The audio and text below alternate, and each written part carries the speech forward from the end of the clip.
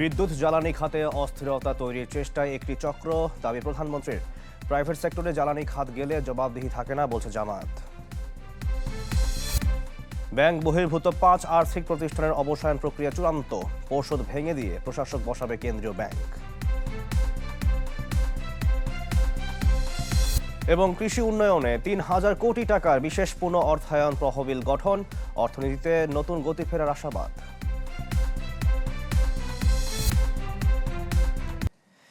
একটি চক্র কৌশলে বিদ্যুৎ ও জ্বালানি খাতকে অস্থিতিশীল করতে সক্রিয় রয়েছে বলে মন্তব্য করেছেন প্রধানমন্ত্রী তারেক রহমান। শনিবার জাতীয় সংসদের এলডি হলে ডক্টরস অ্যাসোসিয়েশন অব বাংলাদেশ ড্যাব এর আয়োজিত এক সমাবেশে তিনি এ কথা বলেন। প্রধানমন্ত্রী আরও বলেন, দায়িত্ব গ্রহণের পর থেকেই ভঙ্গুর রাষ্ট্র পেয়েছে বিএনপি। দুর্বল অর্থনীতি, বিভক্ত প্রশাসন, ভঙ্গুর শিক্ষা ও স্বাস্থ্য ব্যবস্থার ভেতর থেকে দেশকে সফলভাবে দাঁড় করানোর চেষ্টা করছে বর্তমান সরকার।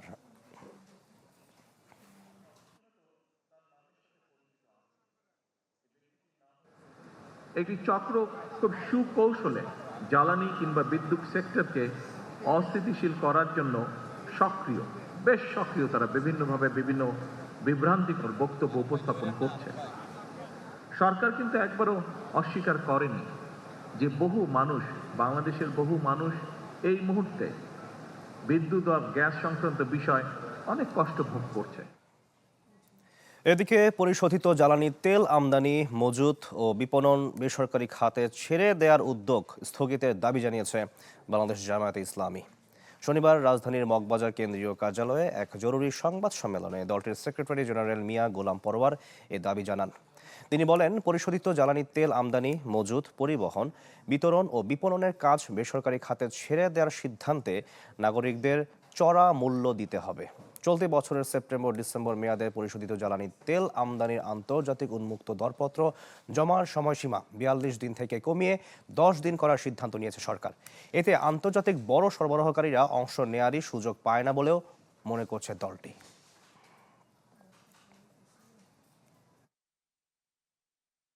জ্বালানি খাতকে বেসরকারি কোনো শিল্প গ্রুপের হাতে ছেড়ে দেওয়ার উদ্যোগ আরও এক ধাপ এগিয়েছে। আমরা স্পষ্ট ভাষায় বলতে চাই, এটি সংস্কার নয়, এটি হস্তান্তর। এটি প্রতিযোগিতা নয়, এটি দুর্নীতি ও লুটপাটের লাইসেন্স। পিপলস লিজিং বিষয়ে আদালতের আদেশ ও সরকার থেকে অর্থ ছাড় পেলেই 5 ব্যাংক বহির্ভূত আর্থিক প্রতিষ্ঠানের অর্থ ফেরত দেওয়ার প্রক্রিয়া শুরু করবে বাংলাদেশ ব্যাংক। এজন্য প্রয়োজন অন্তত 2,500 কোটি টাকা। বরাদ্দ পেলেই প্রশাসক নিয়োগ দেবে কেন্দ্রীয় ব্যাংক, যাদের নামও প্রায় চূড়ান্ত। মাসুম মিয়ার রিপোর্ট। দীর্ঘদিন ধরে তীব্র আর্থিক সংকটে ধুঁকতে থাকা 5 ব্যাংক বহির্ভূত আর্থিক প্রতিষ্ঠানের অবসায়ন প্রক্রিয়া চূড়ান্ত করেছে Bangladesh bank. FA finance, first finance, Aviva finance, peoples leasing এবং ইন্টারন্যাশনাল লিজিং। এই প্রতিষ্ঠানগুলোর আমানতকারীদের অর্থ ফেরাতে পর্ষদ ভেঙে দিয়ে প্রশাসক বসাবে কেন্দ্রীয় ব্যাংক। এই 5 আর্থিক প্রতিষ্ঠানে প্রায় 27,000 ব্যক্তি আমানতকারীর 2,700 কোটি টাকা আটকা পড়েছে। এই দাবি পূরণে বাজেট বরাদ্দ থেকে 2,500 কোটি টাকার সহায়তা পাবে বলে আশা বাংলাদেশ ব্যাংকের। প্রথম ধাপে আমানতকারীদের সর্বোচ্চ 10 লাখ টাকা করে ফেরত দেওয়ার পরিকল্পনা নিয়ন্ত্রক সংস্থাটির। আর এই অর্থপ্রাপ্তি ও পিপলস লিজিং নিয়ে আদালতের আদেশ পেলেই প্রতিষ্ঠানগুলোতে প্রশাসক নিয়োগের মাধ্যমে আমানতকারীদের অর্থ ফেরত দেওয়া শুরু হবে বলে জানিয়েছে বাংলাদেশ ব্যাংক। আমরা অপেক্ষা করছি সরকারের কাছ থেকে তহবিল পাওয়া মাত্র, যেহেতু ইতিমধ্যে এটা সিদ্ধান্ত গৃহীত হয়েছে, অতএব এটা নিয়ে দ্বিতীয় কোনো চিন্তা বা সিদ্ধান্ত গ্রহণের অবকাশ নেই। একটু আইডি জটিলতা রয়েছে, সেটাও অচিরেই সমাধান হয়ে যাওয়ার কথা। ওইটা যদি সমাধান হয়ে যায় তবে স্মুথলি আমরা এনবিএফআই নিয়ে যে সিদ্ধান্ত গ্রহণ করেছি তার বাস্তবায়ন জনগণ দেখতে পাবে। তবে জনগণের অর্থের টাকা দিয়ে লুট হওয়া অর্থ পরিশোধের বিপক্ষে মত বিশ্লেষকদের। পরামর্শ দেন অবসান হতে যাওয়া প্রতিষ্ঠানগুলোর সম্পদ বিক্রি ও লুটেরাদের থেকে অর্থ উদ্ধার করার। নামে বেনামে স্থাবর বা অস্থাবর সম্পদগুলো আছে, এই সম্পদগুলো যদি যে প্রশাসকগণ দায়িত্ব গ্রহণ করবেন তাদের মাধ্যমে ভ্যালুয়েশনগুলো সঠিকভাবে করে বিক্রয়ের ব্যবস্থা করা যায় এবং সেখান থেকে শুধু আমানতকারীদের অর্থ ফেরতই না, জনগণের যে অর্থটা বিভিন্ন সহযোগিতার নামে দেওয়া হয়েছে ইতিমধ্যে বা এখনো যেটা দেওয়ার প্রস্তাবনা আছে, সেগুলো যাতে আবার উঠে আসে। এই 5 প্রতিষ্ঠান ছাড়া আরও 4টি প্রতিষ্ঠান BFIC, premier leasing, GSP finance ও প্রাইম ফাইন্যান্সও অবসানের অপেক্ষায় রয়েছে, যাদের ঘুরে দাঁড়াতে সময় দেওয়া হয়েছে 3 মাস। মাসুম মিয়া, চ্যানেল 24, ঢাকা। উত্তরাঞ্চলের কৃষি ও কৃষি ভিত্তিক শিল্পে নতুন গতি আনতে 3,000 কোটি টাকার বিশেষ পুনঃ অর্থায়ন তহবিল গঠন করেছে বাংলাদেশ ব্যাংক। আর এই তহবিল থেকে কৃষি উৎপাদন, আলু সংরক্ষণ ও প্রক্রিয়াজাতকরণ, পোল্ট্রি শিল্প, বাজারজাতকরণ এবং কৃষিভিত্তিক শিল্পে মিলবে সর্বোচ্চ 40 কোটি টাকা পর্যন্ত ঋণ। কৃষিপ্রধান জেলা জয়পুরহাটে এ উদ্যোগকে নতুন সম্ভাবনা হিসেবে দেখছেন উদ্যোক্তারা। হারুনুর রশিদের রিপোর্টে বিস্তারিত। দেশের বেশি আলু উৎপাদনকারী জেলার একটি উত্তরের জেলা জয়পুরহাট। রয়েছে সোনালী ও ব্রয়লার মুরগিরও বড় বাজার। তবে প্রক্রিয়াজাতকরণের সুবিধা না থাকা কিংবা অবকাঠামো সংকটে কাজে লাগানো যাচ্ছে না কৃষি ও পোল্ট্রি খাতের পূর্ণ সম্ভাবনা। এমন চিত্র উত্তরাঞ্চলের বেশিরভাগ জেলার। তাই আর্থসামাজিক অবস্থার উন্নয়নে রাজশাহী ও রংপুর বিভাগের চাষিদের জন্য গঠন করা হয়েছে 3,000 কোটি টাকার বিশেষ পুনঃ অর্থায়ন তহবিল। তহবিলের 15% ব্যয় হবে কৃষি উৎপাদন খাতে। সর্বোচ্চ 30 লাখ টাকা পর্যন্ত ঋণ পাবেন একজন চাষি। আর পোল্ট্রি শিল্প, ফিড মিল, পরিবহন ও বাজারজাতকরণের মতো খাতে নেওয়া যাবে সর্বোচ্চ 40 কোটি টাকা পর্যন্ত ঋণ।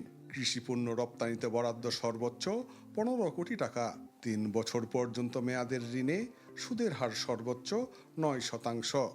ঋণটা যদি সঠিকভাবে বন্টন হয়, আমরা প্রান্তিক খামারিরা যদি পাই, তাহলে আমরা অনেক উপকৃত হব। আমরা স্বল্প সুদে যদি ঋণ পাই, সেই ক্ষেত্রে আমাদের এগিয়ে যাওয়ার জন্য কোনো বাধা থাকবে না। ক্ষুদ্র শিল্পদেরকে একটু যদি সাপোর্ট দেওয়া যায়, ব্যাংকিং সুবিধা দেওয়া যায়, এই শিল্পটা দিন দিন বৃদ্ধি পাবে এবং এই জেলার এই শিল্পটা বিকশিত হবে।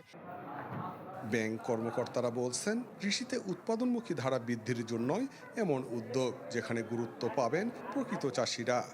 এটা বাস্তবায়ন হলে ছোট, মাঝারি এবং বড় শিল্পের সাথে যারা সংশ্লিষ্ট আছে, এরা ব্যাপক উন্নয়ন সাধন হবে। যদি সঠিকভাবে বরাদ্দ পাই এবং সঠিকভাবে বিতরণ করতে পারি, তবে আমরা আশা করছি যে আমাদের উত্তরবঙ্গ খুব দ্রুত গতিতে কৃষি খাতে অনেক এগিয়ে যাবে।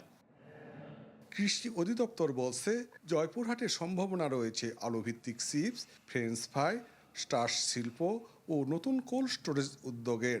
কর্মসংস্থান বাড়বে পোল্ট্রি খামার, হ্যাচারি ও ফিড মিলেও। যদি এই ঋণটি সঠিকভাবে ব্যাংক কর্তৃপক্ষ বিতরণ করে এবং বাস্তবায়ন করে মাঠ পর্যায়ে, তাহলে আমরা আশা করতেছি যে জয়পুরহাটের কৃষিতে একটি আমূল পরিবর্তন হবে এবং তারা অর্থনৈতিকভাবে স্বাবলম্বী হবে। সংশ্লিষ্টদের আশা, স্বচ্ছ ও সহজ প্রক্রিয়ায় উত্তরাঞ্চলের কৃষি অর্থনীতিতে আসবে নতুন গতি। হারুনুর রশিদ, চ্যানেল 24, জয়পুরহাট। শেয়ার বাজারের খবর। সূচক পতনের মধ্য দিয়ে শেষ হয়েছে গেল সপ্তাহের পুঁজি বাজারের কার্যক্রম। তবে ঢাকা ও চট্টগ্রাম 2 শেয়ার বাজারে বেশিরভাগ প্রতিষ্ঠান ও মিউচুয়াল ফান্ডের দর বাড়ে। ডিএসইতে সপ্তাহ ব্যবধানে লেনদেন বাড়ে 1,000 কোটি টাকা। দেশের প্রধান পুঁজিবাজার ডিএসইতে সূচক পতন হলেও বেড়েছে লেনদেন। সপ্তাহ ব্যবধানে ডিএসইতে 34 পয়েন্ট কমে দাঁড়ায় 5,860 পয়েন্টে। তবে বেড়েছে বেশিরভাগ প্রতিষ্ঠান ও মিউচুয়াল ফান্ডের দাম। এ সময় গড় লেনদেন বাড়ে 1,200 কোটি টাকা। দাম বাড়ার শীর্ষে ছিল First finance and investment limited, Tunghai knitting and dyeing limited, BGB power limited, international leasing and financial services limited, FAS finance and investment limited. অপর শেয়ার বাজার চিটাগাং স্টক এক্সচেঞ্জেও সপ্তাহ ব্যবধানের সূচক সামান্য কমেছে, যদিও বেড়েছে বেশিরভাগ প্রতিষ্ঠানের দাম। দাম বাড়ার শীর্ষে ছিল FAS finance and investment limited, international leasing and finance service, Tunghai knitting and dyeing limited, BGB power limited, GSP finance company Bangladesh limited. তবে সপ্তাহ জুড়ে দাপট দেখিয়েছে দুর্বল মৌলভিত্তিক প্রতিষ্ঠানগুলো। রনক মাহমুদ সৌরভ, চ্যানেল 24, ঢাকা। বাজারে পণ্যের তেমন ঘাটতি না থাকলেও স্বস্তি মিলছে না ক্রেতার পকেটে। সাম্প্রতিক জ্বালানি সংকট আর টানা বৃষ্টির অজুহাতে ঢাকার বাজারগুলোতে অধিকাংশ সবজির দাম শতকের ঘর ছাড়িয়েছে।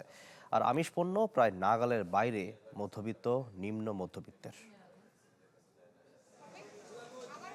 ঢাকার মহাখালীর বাসিন্দা রাবেয়া আক্তার পরিবারের প্রয়োজনীয় আনাজ কিনতে বাজারে এসেছেন, কিন্তু পণ্যের দামে মিলছে না স্বস্তি। বাজারের থলিতে কমিয়েছেন পণ্যের পরিমাণ। আমি মরিচ কিনছি জাস্ট 40 টাকার, কিন্তু মনে হচ্ছে আমার কাছে অনেক বেশি। আমাদের মধ্যবিত্ত ফ্যামিলির বাজার করা খুবই টাফ হয়ে যাচ্ছে। অস্বস্তিটা শুধু রাবেয়া আক্তারের নয়, দেশের মধ্যবিত্ত নিম্ন মধ্যবিত্ত পরিবারগুলোরও বটে। বাজারে পণ্যের তেমন ঘাটতি না থাকলেও স্বস্তি মিলছে না বাজারের থলিতে। সাম্প্রতিক জ্বালানি সংকট আর টানা বৃষ্টির অজুহাতে ঢাকার বাজারগুলোতে অধিকাংশ সবজির দাম শতকের ঘর ছাড়িয়েছে।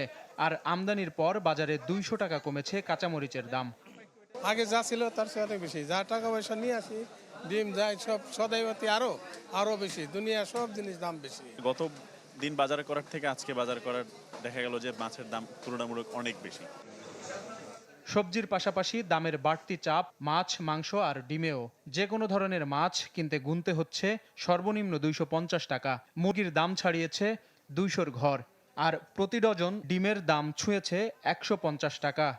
সাধারণ মানুষের জন্য খুবই কষ্টকর, খুবই বেদনাদায়ক, কিন্তু খুব একটা বেশি কিছু তো হয় না, বলেও তো কোনো লাভ হয় না। আমরা যেভাবে কিনে আনি তার থেকে হয়তো 10-5টি আমরা প্রফিট করি প্রতি কেজিতে, কিন্তু আমার মনে হচ্ছে যে প্রত্যেকটা জায়গার মধ্যে মনিটরিং বাড়ানোর দরকার। সব মিলিয়ে কঠিন হয়ে দাঁড়িয়েছে সাধারণ মানুষের আয় ব্যয়ের হিসাবটা। প্রত্যাশা, পণ্যের সরবরাহের পাশাপাশি দামের টেকসই স্বস্তি ফিরুক বাজারে। সাজ্জাদুল হক, চ্যানেল 24, ঢাকা।